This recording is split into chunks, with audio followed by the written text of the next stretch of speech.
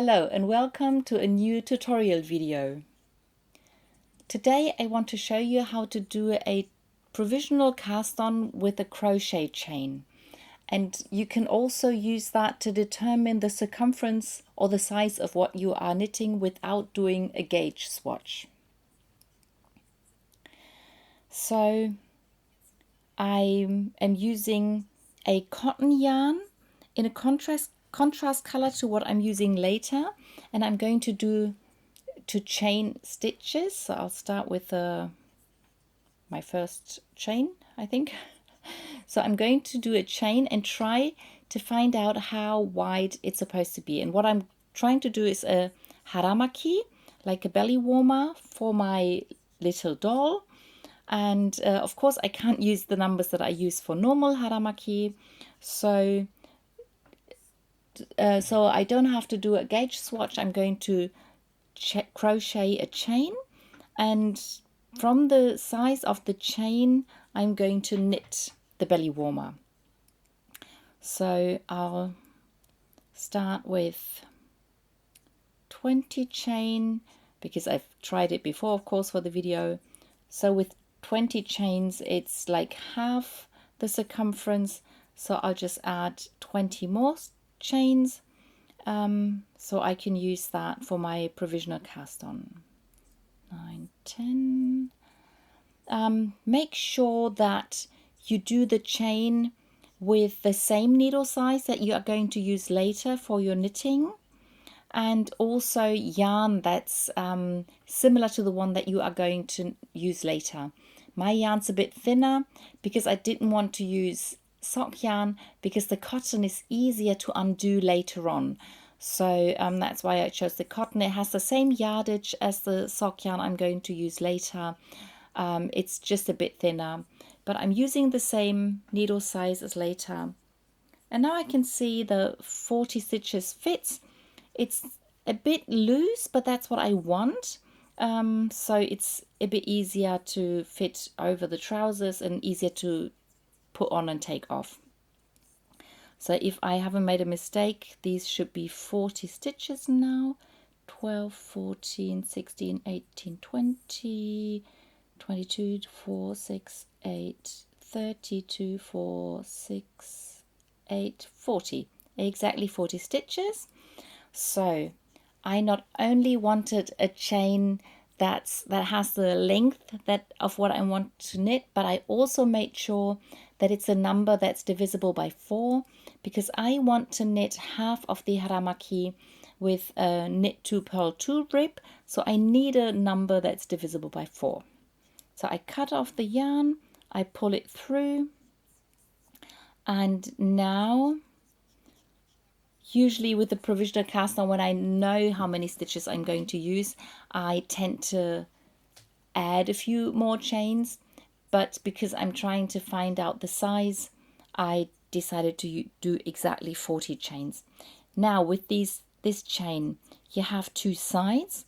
On one side you have a side that sort of looks like knit stitches with two strands parallel, but on the back side you have one strand of yarn that sort of runs in the middle, and that's the strand that we want to use to knit our stitches. So I'm getting my knitting needle. This is the yarn I'm using. It's opal yarn from the Scharf Pater series. So I'll put that on my hand. I take my chain. I try to find the back of the chain and go underneath the strand of yarn that sort of runs down the back. And now I have to get my knitting yarn through. If you don't get it through easily, you can use a crochet hook to pull the yarn through and then put it on your knitting needle. So however it works for you. So I'll get the next stitch, and I always try to go underneath this back yarn that's by itself and pull my knitting yarn through. If you make a mistake, if you catch the wrong strand of yarn, it's not really a big problem. So it will only mean that afterwards, when you undo the chain, it might be a bit more difficult, but there is a solution to that. You can just pull the strand through the stitch, and you can also cut your contrast yarn, so that's not a problem. So you can try to find the right one, but it's not that big a deal. So why do I do a provisional cast on? For one, to find out how many stitches I need. For that, I could just do the chain, figure out how many stitches I need, and then I can just cast on normally. That would work. Then it would just be a help to figure out how many stitches I need. But you can do that if you want to knit into two directions. That's what I'm going to do, but I wouldn't have to do it because I could just knit the whole haramaki in one direction. But where it's really good if you want to do the belly warmer not upwards but sideways, then you do the chain as long as you want the length of your haramaki. Then you knit until the whole thing fits around your hips, and then you can undo the provisional cast on and then catch the stitches, and then you can sew them together with Kitchener stitch, and then you won't be able to see the seam. And it won't have a beginning and end, and it'll be very flexible. So that's a very good use for a provisional cast on. If you don't like Kitchener stitch, you can also just figure out how long you want the haramaki to be, cast on the stitches, cast off, and sew beginning and end together. That's also possible. You could just push the seam to the back or to the side. That would also work. Another thing you can do with the provisional cast on is do what I did with my headband that I showed in my podcast episode 209, I think. There I also did a chain to find out how to go around my head. Then I knitted the headband twice the height that I wanted, folded it over, and then I Kitchener the beginning and end together, and that way I can decide if I want the one color side outside or the two color side. And also I'm hiding all the floats from the two color knitting, and that's very practical. So this is the last stitch. Let's see if I actually got 40 stitches. So these are my stitches.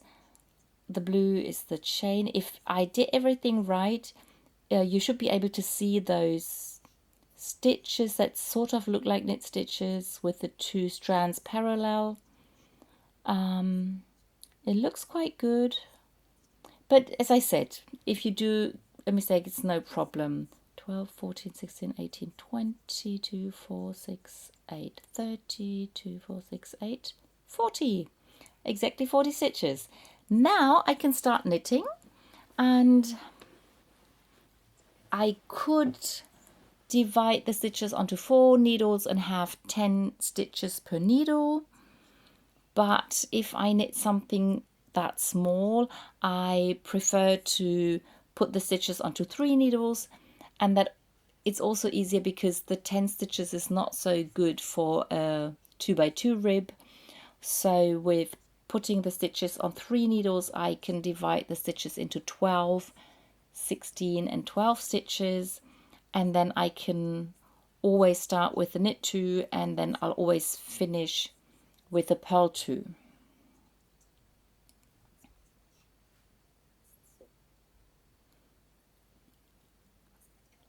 You can do that any way you like. You can also do a different pattern. You don't have to do a 2x2 rib. You could just do the whole haramaki in stockinette stitch. You could do a 1x1 rib, or you can do a seed stitch, or any pattern that you want to do. Just make sure that if the pattern changes your gauge, like if you do a lace pattern, it usually widens a bit. You could use fewer stitches. Or if you do a cable pattern, you should add some stitches because the cable tends to make things a bit smaller, tighter. So I've knit all my stitches. With the last stitch I have to be careful because it's a bit loose from the beginning yarn. Now I can close to knit in the round, and with my contrast yarn it's easier to see that everything is in the right position. It's not nothing is sort of in the, I'm not creating a Mobius is what I'm trying to say. So the stitches are on top and the contrast color yarn is on the bottom, so that's good. Now I have my yarn from the right, and this is my first stitch that I knitted. And with the first stitch that I'm knitting, I'm closing the whole thing to the round. And now I can just knit round and round and knit half my Haramaki.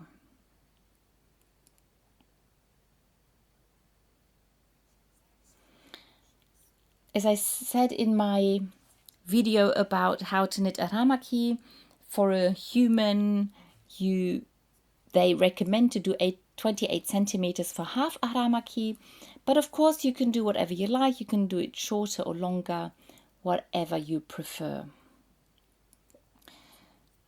There are other ways of doing a provisional cast on. You could crochet the contrast yarn onto the knitting needle straight away. You can do Judy's Magic cast on. There are several ways of doing a provisional cast on, but with those methods you have to know how many stitches you need. So that's why I used the chain, the crochet chain today, because that is a nice tool to find out how many stitches you need for your circumference. Just make sure that your chain is not too tight or too loose, and also how loosely or tightly you put it round your own head or hip or whatever you are trying to measure. I tend to try and do it a bit tighter if it's a hat, but with the Haramaki, or if I were to knit a skirt, I wouldn't make it too tight, but it really depends on how you want to wear whatever you are knitting. And also what kind of pattern you use, that can make a difference. I am going to keep knitting a little bit longer so that I have a few rounds, and then you can imagine me finishing half the Haramaki in the rib pattern. I would then cast them off, make sure it's a loose cast on so it's easy to put on and take off, and just make sure it's not too tight. So you can use a bigger needle, or you can use one of the methods there are to get a loose cast off. I'm not going to do that on camera now because it'll take too long. What I really want to show you is how to undo the provisional cast on, so that you can either sew your beginning and end together or just knit the second half. So I'm going to show how to undo the provisional cast on and catch the stitches, and I am going to knit the second half of the Haramaki in a different color and in stockinette stitch, because that's one of my favorite patterns for Haramaki. So now I've knit 3 rounds on those 2 needles, and the first needle I've started the 4th round. That should be enough as a basis to undo the provisional cast on. I have another set of double pointed needles to catch the stitches, but now I have to identify where is the beginning or end of my chain, my crochet chain. This should be the end of the chain. If you find it hard to recognize it, you could just put a stitch marker into the end of your chain, and maybe it would be even a good idea to put a stitch marker into your last chain instead of pulling the yarn through the way I did, because now it's really difficult to undo this knot that I got from pulling the yarn through. So if you just put a marker, you know where to start, and it'll be a lot easier to get started. The moment I undo the knot, you can start undoing the chain, but the moment you undo your chain, your stitches will appear. So you have to make sure to catch them as quickly as possible. So now it seems to work. Ah, there we go. Now let's see if I've started on the wrong side. Yep, there is. I should be able to undo it. Very often with the very first stitch, the yarn goes through the stitch. So I had to pull this through now. Yep, I have to pull that through. There we go. And this might be my first stitch, but I'm not quite sure. We'll find out when I finished catching the stitches. But there you can see sort of the crochet stitch, and when I pull on it, I undo the chain and I can catch my first knitting stitch.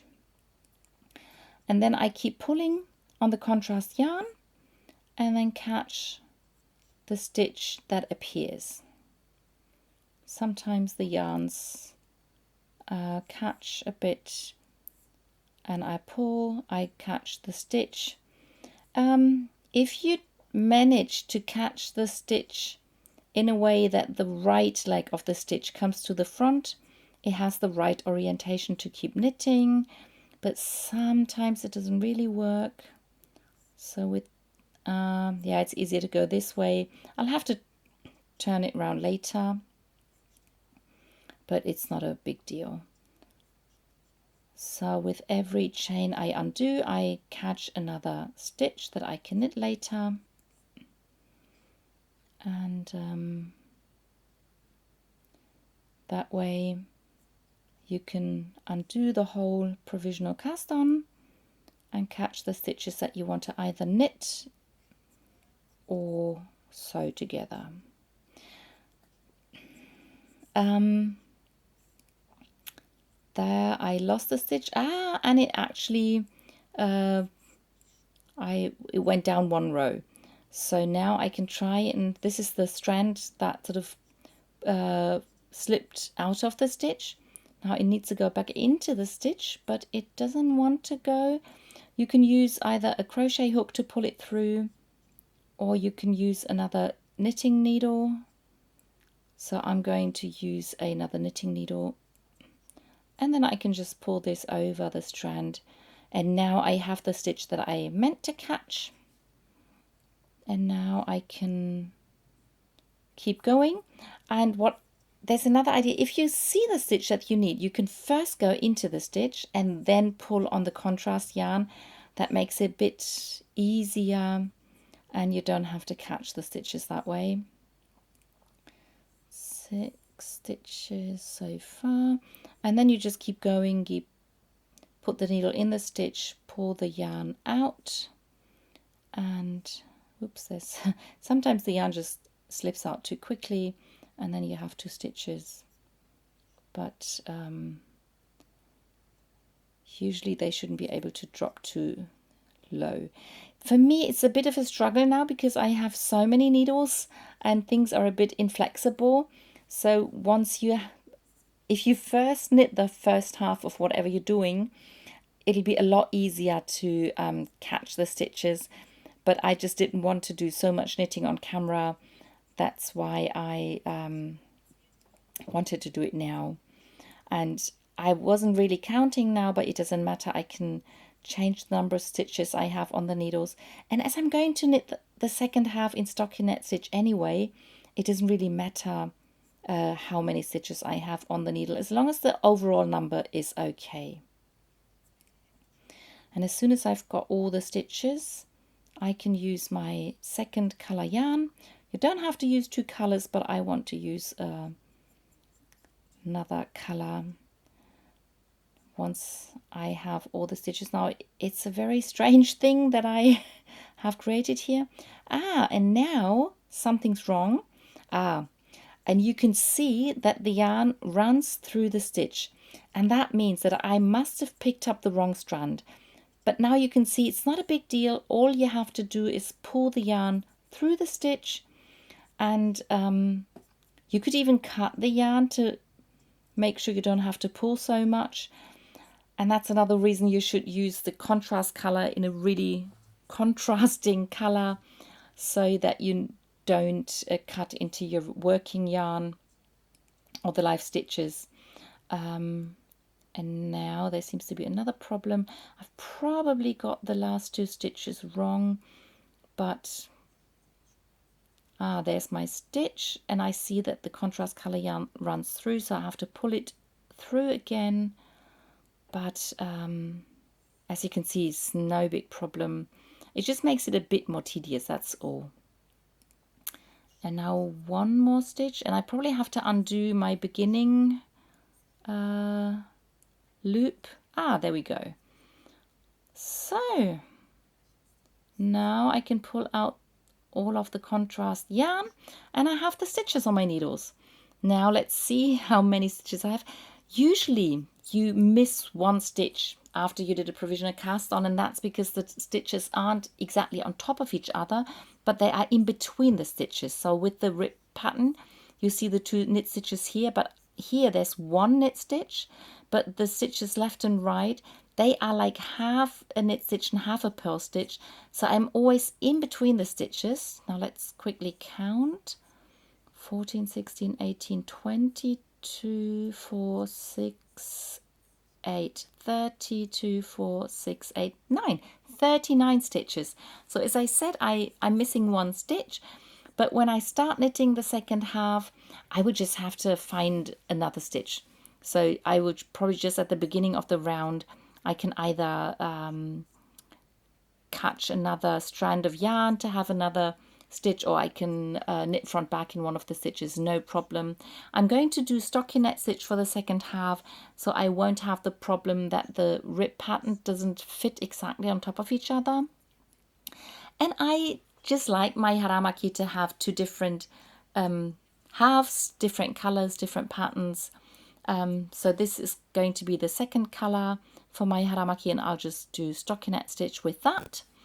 And then my doll can decide which way to wear the Haramaki and which color shows, and it'll be a bit like the ones that I knit for myself. I think I've now showed you everything, how to measure your circumference with the crochet chain, how to do the provisional cast on, and yeah, and if you don't do it straight away, it'll be a lot easier. But I hope you understood how it worked. I hope it's going to help you, and I'll see you in the next one. Bye!